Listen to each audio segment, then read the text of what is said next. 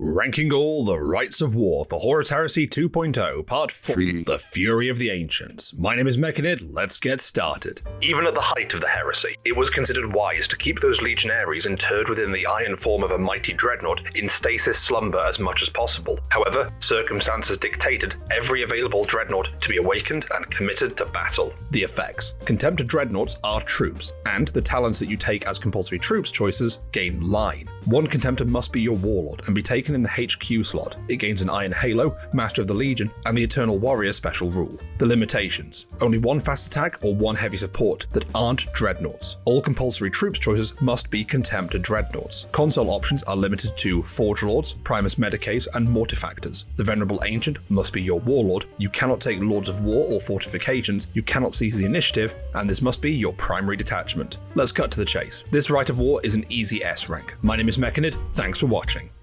Okay, alright. Dreadnoughts are a menace this edition, with great armor, high toughness, great stats, and good shooting and brutal melee, and an army of them is nothing short of a nightmare. Your baseline contemptors will outfight just about anything short of a praetor, and the fact that you can take them in talons, which are a maximum of 3, in your troop slot is just crazy. Dreadnoughts have a great stat line, rocking weapon skill and ballistic skill 5, with great strength and toughness, and a bevy of special rules like fearless and an invulnerable save, and a counter to instant death, only losing D3 wounds instead. Likewise, you can outfit contemptor dreadnoughts for most battlefield roles, from long-range fire support with conversion beamers or an up-close brawler, even an Overwatch turret scanning for deep strikers with last cannons and a helical targeting array. Seriously though, this Rite is bonkers. Allowing you up to 6 contemptor dreadnoughts that are all scoring units is crazy good, especially given how fast and durable and fighty those dreadnoughts are, not to mention the fact that they all operate independently, so you can get some incredibly wide board control. The fact that your warlord has to be a dreadnought does mean that you are locked out of taking any Primarchs or other units that have to be your warlord, such as special characters, but at this point you don't really need more overpowered units. Also note that this Rite of War doesn't force your warlord dreadnought into taking a specific warlord trait. You can just slap any trait that you have access to on top of him,